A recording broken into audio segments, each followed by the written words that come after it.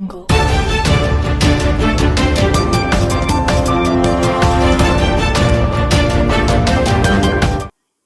गुरुकुल के जो संचालन, जो अधिकारी, जो आचार्य, जो प्रचारक हैं, उनसे उनका हमेशा सम्मान किया है। मेरे पिताजी 25 साल तक गुरुकुल के प्रधान रहे हैं, तो इस विचारधारा में पूरी परिवार का भी और हमारे क्षेत्र का भी विश्वास रहा।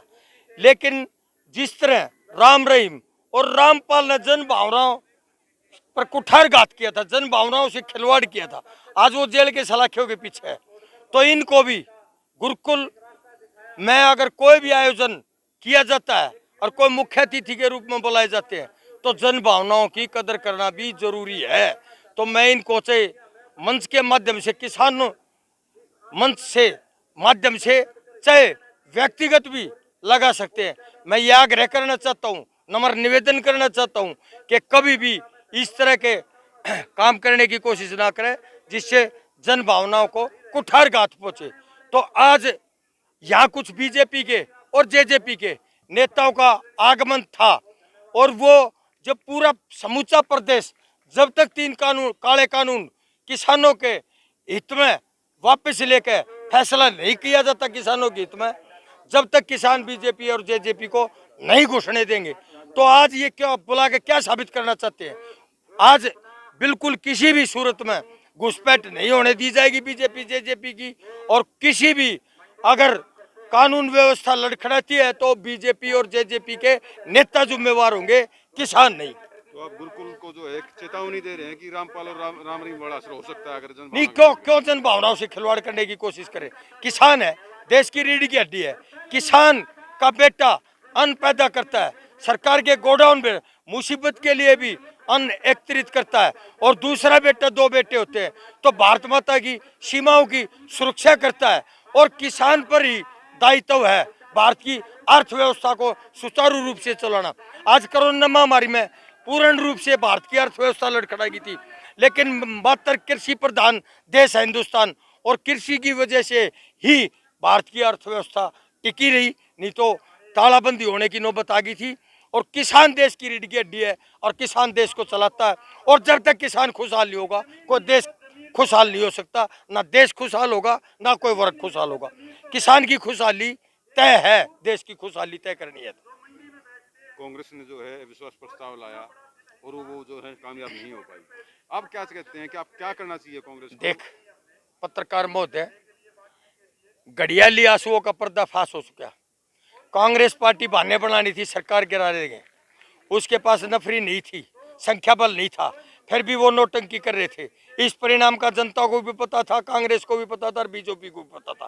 कांग्रेस 10-11 कांग्रेस हरियाणा में होली है, सेंटर में भी G23 प्रकरण जारी है, और कांग्रेस पार्टी बीजेपी से मिले हुआ है, कम से कम कांग्रेस पार्टी का विपक्ष का नेता।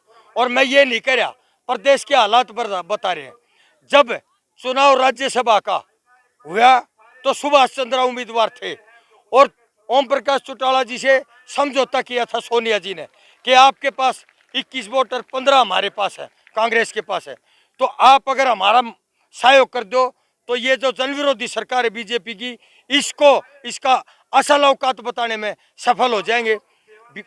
INLD ने 21 वोट गुजरवाई, और चौधरी भूपेंद्र सिंह हुड्डा ने क्या किया? उसका समर्थन कर दिया। पर्दे के नीचे से शाही प्रकरण हुआ, 12 वोट कैंसिल हुई। वो किसकी भूमिका थी? भूपेंद्र हुड्डा की। आज इतना अत्यधिक संवेदनशील मामला था कि ये 3 काले कानून है, इस पर मोहर लग जाती जेजेपी और बीजेपी की सरकार। उनको मजबूत करने का अगर किसी ने काम किया तो कांग्रेस पार्टी ने किया। आज घड़ियाली आंसू कब तक बहाते रहेंगे? आज कुर्सी से चिपकने की बजाय इस्तीफा देकर किसानों के बीच में हल जाए।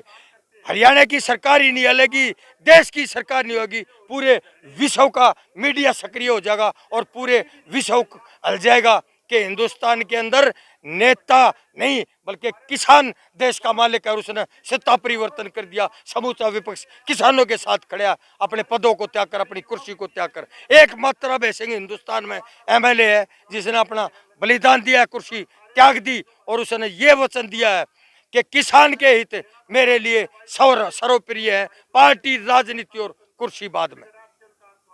किसान आंदोलन को पहले सिखों से जोड़ा गया कि सरदारों का आंदोलन, उसके बाद खालिस्तानी उग्रवादी कई चीजें जोड़ी गई। नहीं देखिए, आज किसान आंदोलन को जाटों का आंदोलन बताया जा रहा है, तो आप इस चीज को कैसे, खासतौर पर सरकार की ओर से बात आ रही है, कुछ मीडिया संस्थानों की ओर से बात आ रही है, उसको आप कैसे देखते हैं और कैसे उसको जो है लड़ने का काम करेंगे? ये सही प्रश्न आपने किया है। मैं ये बताना चाहता हूँ कि भारतीय जनता पार्टी की सरकार बोखड़ा की जन आंदोलन है, ये किसान आंदोलन है। मजदूर और किसान के हित साथ जुड़े हुए, चोली दामन का साथ है, कुआ और नेजू बाल्टी का साथ होता था। इस तरह किसान और मजदूर, अगर किसान खुशहाल है तो देश खुशहाल है, मजदूर को भी काम मिलेगा, उसका भी जो खेत के अंदर अन्न पैदा होता है उसकी हिस्सेदारी है मजदूर की। तो ये किसान मजदूर की लड़ाई है और 36 बिरादरी और हर वर्ग का जन आंदोलन है। किसान आंदोलन था जिस दिन शुरुआत हुई, लेकिन आज हर वर्ग और 36 बिरादरी के भाई है। ये देख वाल्मीकि समाज के योद्धा, ये देखो वाल्मीकि समाज, गुड़िया गुड़िया अलग ब्राह्मण। तो मैं कम से कम ये दावा कर सकता हूँ कि मेरे साथ 4-5 गाड़ियों में आए हैं और मात्र मैं 2 ब्राह्मण और 3 गुड़िया साहब जाट और बाकी अदर कास्ट के भाई है। अगर एक जाति विशेष का या एक वर्ग का ये आंदोलन होता तो इनको आने की क्या जरूरत है? सड़क जाती नहीं।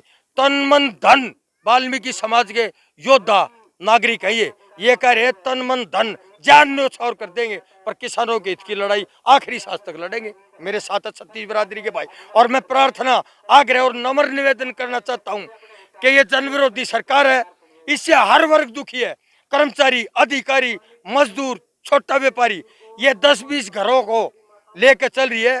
उनका देश पर एक तरह से ईस्ट इंडिया कंपनी की 10-20 उद्योगपति घरानों को स्थापित करना चाहते हैं, देश की बागडोर उनके हाथ में देना चाहते हैं। तो मैं ये हर वर्ग के नागरिक से, हर वर्ग के भाई से, एक किसान का बेटा और एक गरीब ब्राह्मण किसान का बेटा होने के नाते से ये आग्रह और नम्र निवेदन करता हूँ माताओं से, बहनों से, भाइयों से कि हर वर्ग का भाई, ये जन आंदोलन है, ये बैरी गूंगी निकम्मी सरकार को बदलने का आंदोलन है। और जब तक ये आंदोलन सुचारू रूप से चलता है, 3 काले कानून वापस नहीं हो जाते, हर वर्ग का भाई या सहयोग और योगदान दे और दे भी रहे। किसान आंदोलन खासतौर पर अगर हम उत्तर प्रदेश की बात करें तो अजीत सिंह की पार्टी जो है वो कहीं ना कहीं उसको बुनाती दिखाई दे रही है। क्या हरियाणा में भी जो है किसान आंदोलन आगे भविष्य में राजनीति तय करेगा? नहीं, देखिए असफल प्रयास कांग्रेस ने किए, बलिदान कोई दिया नहीं। 5 पैकेट ब्रेड के और 2 शेर चिक्कू ले जे किसान आंदोलन चल गया। बाद में जब चारों तरफ से सहायता आने लगी तो शर्मसार होकर कुछ छुटपुट थोड़ा बहुत उन्होंने योगदान करने के प्रयास किए हैं। तो कांग्रेस बार बार असफल प्रयास कर रही है कि इस आंदोलन को हम बेनिफिट ले, हाईजैक करें, लेकिन किसान है ये जाग चुका है। ये जब तक अपने हितों की लड़ाई लड़ता रहेगा, जब तक इसके हित सुरक्षित नहीं हो जाएंगे। और आज कांग्रेस वांग्रेस किसान के लिए जाओ भाड़ में, बहुत होया ठग्गा बग्गी, बहुत होया विश्वासघात, बहुत होया इनके साथ कुठारघात। आज तो संकल्प ले लिया है कि किसी भी जाति विशेष वर्ग से हो जो किसान आंदोलन में सक्रिय भूमिका निभा रहे हैं, विधानसभा और पार्लियामेंट में भी वही किसानों के बेटे जाएंगे।